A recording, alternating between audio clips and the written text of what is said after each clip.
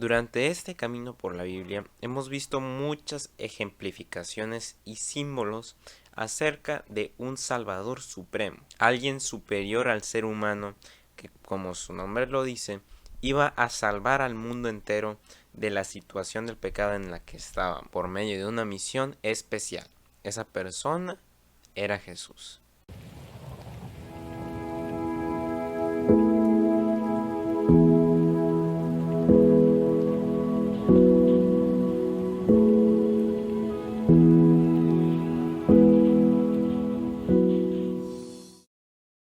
En el transcurso de la historia y del Antiguo Testamento en la Biblia, se han hablado acerca de varias promesas que nos estaban diciendo acerca que iba a venir un Salvador al mundo. Una de ellas es Isaías 9:6, que ya hemos visto durante estos episodios. Pero hay muchísimas referencias a lo que iba a pasar no solo en Isaías 9:6, sino en más partes del Antiguo Testamento. Hay muchas de ellas en el Antiguo Testamento que, como ya dije, hacen referencia al Salvador que iba a venir a este mundo.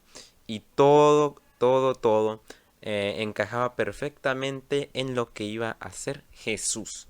Y Jesús tuvo una vida de lo más extraordinario, o bueno, se podría decir que ordinaria, pero con la ventaja de que él ya sabía por qué iba a venir a este mundo, por su misión.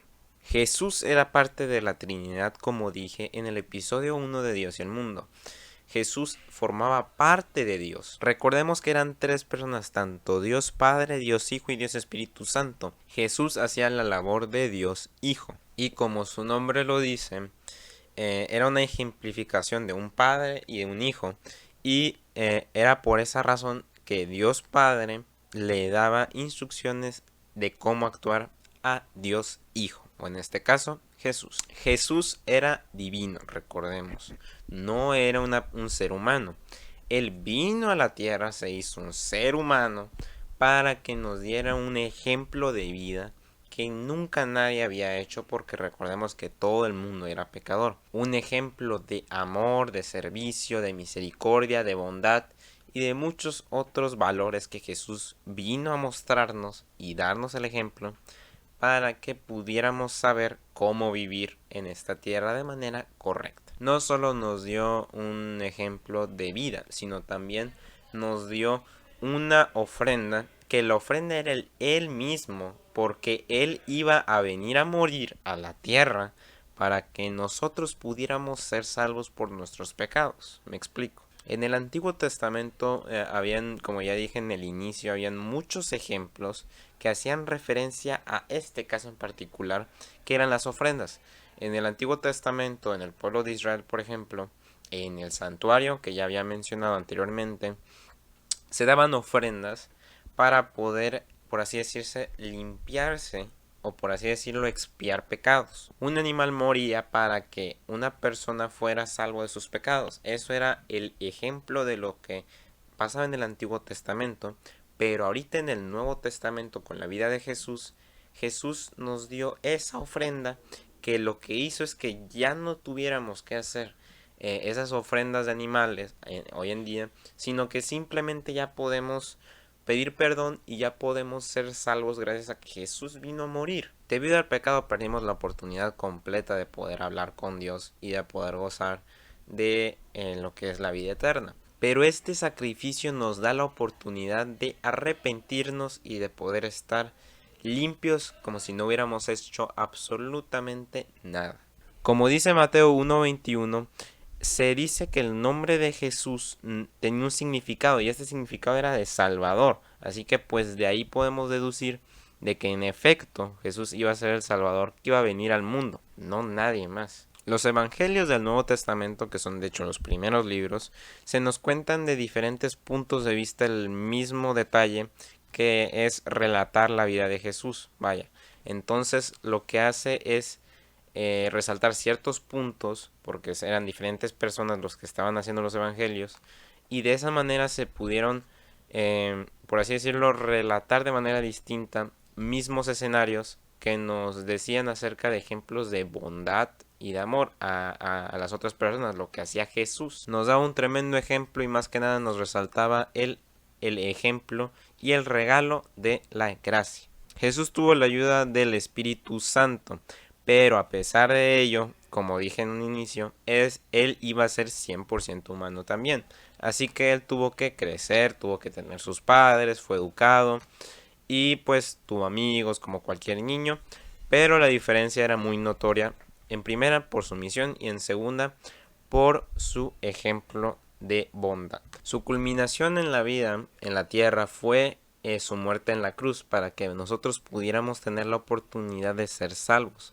Por eso es que dice Jesús de que Él vino a servir a las personas y no vino a ser como cualquier rey que lo que hace es pues querer que le sirvan, sino que Él hacía todo lo contrario. Los judíos, que era por así decirlo, el objetivo de Jesús, ellos querían también a un Mesías que los libertara, pero ellos vivían en una época donde los romanos, que era como la autoridad, pues los hostigaban mucho, les ponían penas, pero pasaba de que Jesús no venía a salvarlos precisamente del poder romano. Y pues como ellos pensaban así, al final vieron a Jesús y pues dijeron, este no es el Mesías, tiene que venir otro más. Y pues al final Jesús, pues al final los iba a salvar del pecado, no de los romanos. La vida completa de Jesús tiene muchos detalles interesantes para leer en los evangelios, así que no puedo abordar todo eso en un mismo video, pero lo que voy a hacer es voy a relatar una historia para que vean lo que viene siendo que Jesús todo lo que hacía tenía un trasfondo y no hacía nada más por cosas por hacer. Voy a leer el ejemplo de Juan 5, 5 al 13, que dice de esta manera. Y había ahí un hombre que hacía 38 años que estaba enfermo. Cuando Jesús lo vio acostado y supo que llevaba ya mucho tiempo así, le dijo, ¿quieres ser sano? Señor, le respondió el enfermo, no tengo quien me meta en el estanque cuando se agite el agua, y entre tanto que yo voy, otro desciende antes que yo. Jesús le dijo, levántate, toma tu lecho y anda. Y al instante aquel hombre fue sanado, y tomó su lecho y anduvo. Y era el día de reposo aquel día. Entonces los judíos dijeron a aquel que había sido sanado, es día de reposo, no te es lícito llevar tu lecho.